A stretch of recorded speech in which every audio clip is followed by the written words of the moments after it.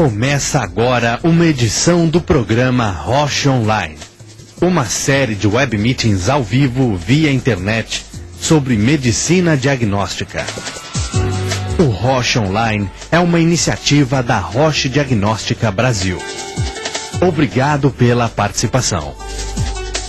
Infelizmente, durante o exame de imagem, uma sala não preparada para manter um paciente grave, esse paciente apresenta uma dispneia grave súbita, suas mucosas ficam pálidas, a frequência cardíaca sobe de maneira drástica e rápida, ocorre uma hipotensão descontrolada, já não conseguimos detectar enchimento de veia jugular nesse momento e nosso paciente tem uma parada cardiorrespiratória.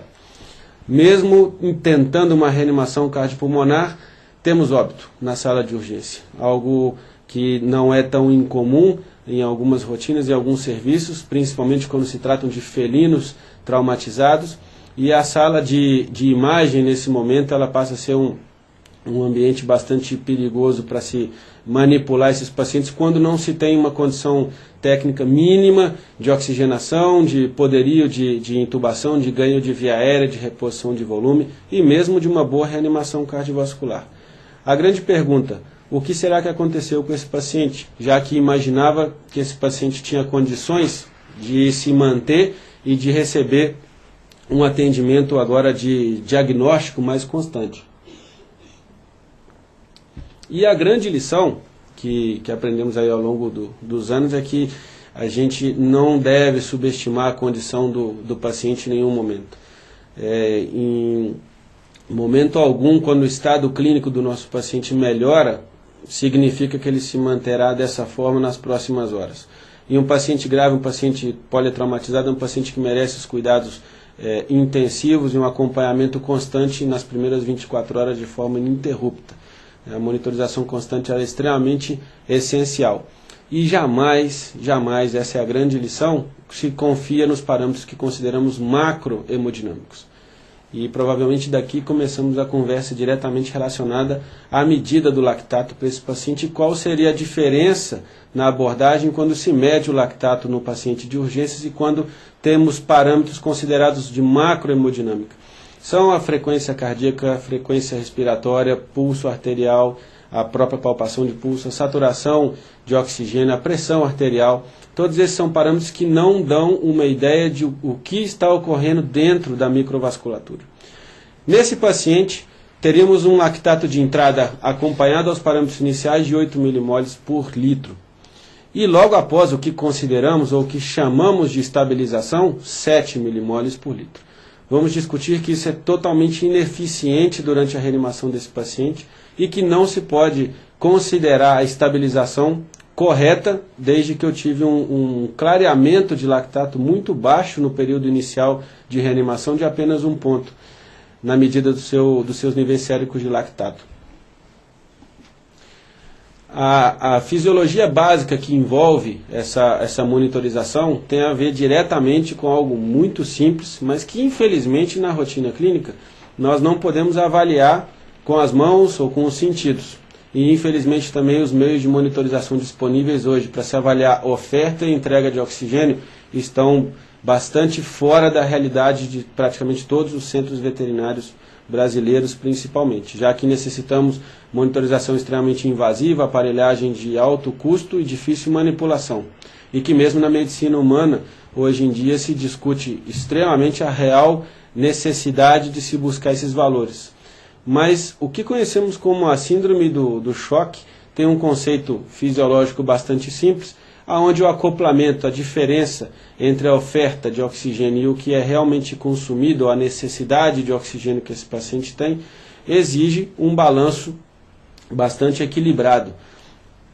Esses resultados do estudo do Dr. Rivers de 1996 foram os primeiros que começaram a trazer a importância clínica do lactato como meio de monitorização microvascular dos pacientes pós-trauma ou mesmo os pacientes sépticos. O que é importante notar que, apesar, nesse grupo especificamente, nesse estudo, após uma triagem inicial, exatamente como a que tentamos realizar com esse paciente que foi atendido há pouco, Após os sinais vitais macrohemodinâmicos estabilizados, ou seja, a pressão arterial, a saturação arterial de oxigênio, a própria frequência cardíaca, o enchimento jugular e outros parâmetros também mais simples, 31 dos 36 pacientes ainda apresentavam níveis baixos de saturação venosa de oxigênio, que infelizmente não é um tema que vamos discutir hoje, mas o mais importante, pacientes mantinham níveis de lactato altos para os níveis considerados corretos em medicina humana. O que se passou a chamar de choque oculto, ou de hipóxia tecidual oculta, apesar de que alguns colegas discutem um pouco o termo, já que se o choque está presente na célula, ele não deve ser considerado oculto. Mas de forma clínica, não podemos ainda detectá-lo, mas temos níveis de lactato bastante aumentados nesses pacientes, e esses pacientes têm níveis de mortalidade significativamente maiores do que grupos de pacientes onde se avalia somente os parâmetros macrohemodinâmicos. E isso tem uma base, a base fisiológica simples, onde devemos lembrar que existe uma molécula carreadora de oxigênio, quem transporta o oxigênio para os nossos tecidos, que é a hemoglobina, que deve estar completamente saturada e ter condições de oferecer esse oxigênio até o tecido. O que conhecemos como DO2 é o oxigênio ofertado. Esse oxigênio deve suprir uma demanda metabólica, que conhecemos como VO2, e a partir daí esse paciente tem condições de, com oxigênio, através de metabolismo aeróbico, produzir uma quantidade de energia mínima necessária para poder manter suas funções fisiológicas e a sua homeostase. A partir do momento que esse paciente não tem oxigênio como aceptor final de elétrons no ciclo de Krebs para manter a sua cadeia respiratória em condições, ele é obrigado a trabalhar de forma anaeróbica. E isso vai gerar a produção de lactato, simplesmente porque nessas condições o piruvato não tem condições de penetrar no ciclo de Krebs de forma aeróbica e produzir energia.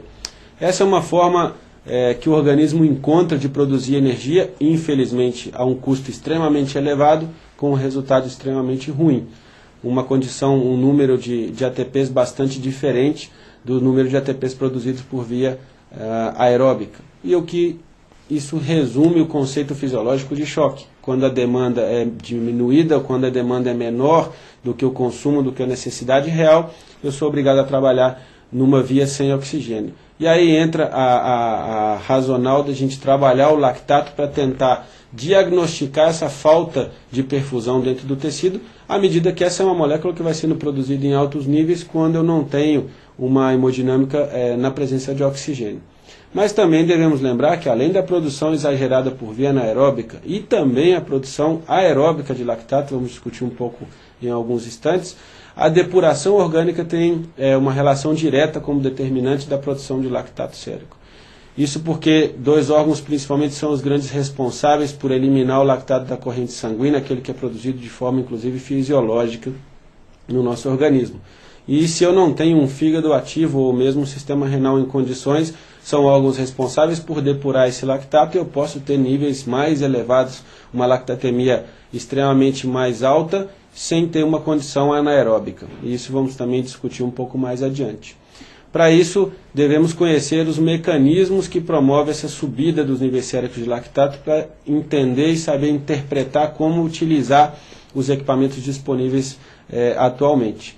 Pela via aeróbica é possível produzir lactato. É necessário converter o piruvato, ajudá-lo a penetrar na cadeia respiratória, e isso é necessário através da piruvato desidrogenase. Outras enzimas participam de outros processos, assim que bloqueios metabólicos que envolvam a quebra desse sistema enzimático vão fazer com que eu seja obrigado a converter o piruvato em lactato, aumentando seus níveis séricos. E um fator extremamente comum e importante é a própria hiperatividade metabólica. Então, os altos níveis de glicólise gerados pela necessidade metabólica são responsáveis pela alta produção de lactato. Isso ocorre numa situação bastante fisiológica no dia a dia de todos, sob necessidade hiperativa. Mas é um estado que vai manter, especialmente nos pacientes sépticos, o nível de lactato em condições também mais elevadas. E essas condições não têm nenhum tipo de relação com a produção anaeróbica ou com a hipoperfusão. Essas são mais duas causas. Temos aí o estado de hipofluxo como uma das grandes causas que geram o aumento do lactato e a própria produção via ciclo de Cori.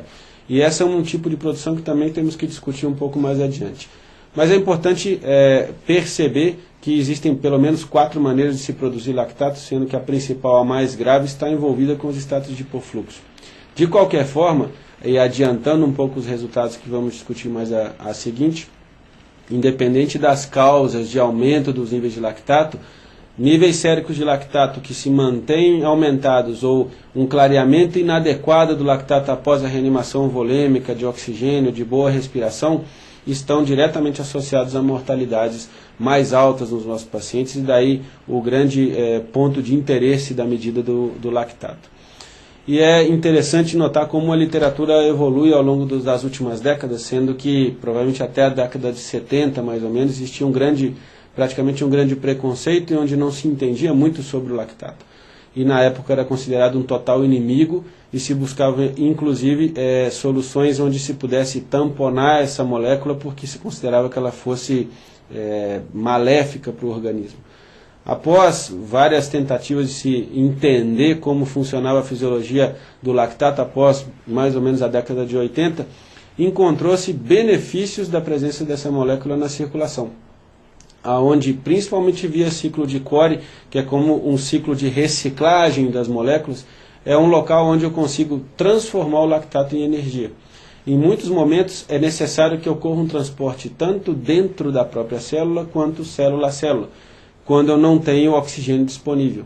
E hoje em dia tem-se entendido mais o lactato como uma molécula extremamente necessária, principalmente nos momentos onde o choque é extremamente grave e onde eu não tenho a mínima condição de produzir energia via aeróbica. E esse lactato tenta ser utilizado de forma sequencial, reciclando-se via ciclo de Cori principalmente, para buscar energia. E esse é um aspecto bastante interessante da evolução do entendimento dos níveis, de como funcionam os níveis de lactato no organismo nas últimas décadas. Atualmente, trabalhamos com 2 tipos básicos de correlação, de tipo de classificação de hiperlactatemia. Sendo que a mais comum, a que nos dá um maior interesse clínico, é a hipóxia tecidual. A hiperlactatemia é produzida por aumento dos níveis de lactato devido à falta de oxigênio, o hipofluxo. Consideramos essa e classificamos como a hiperlactatemia tipo A. Interessante notar que nesse momento a relação piruvato-lactato se altera, já que quando eu tenho hipermetabolismo ou uma necessidade exagerada de metabolismo e de produção de energia, os níveis de piruvato também sobem junto com os níveis de lactato. Essa é a grande diferença entre a hipóxia de tecidos e a hiperlactatemia produzida quando não há evidências dessa falha de perfusão ou da própria oxigenação arterial. A hiperlactatemia tipo B está muito mais associada aos próprios bloqueios metabólicos, a hipermetabolismo, e não tem nenhum tipo de relação com a falta de oxigênio nos tecidos.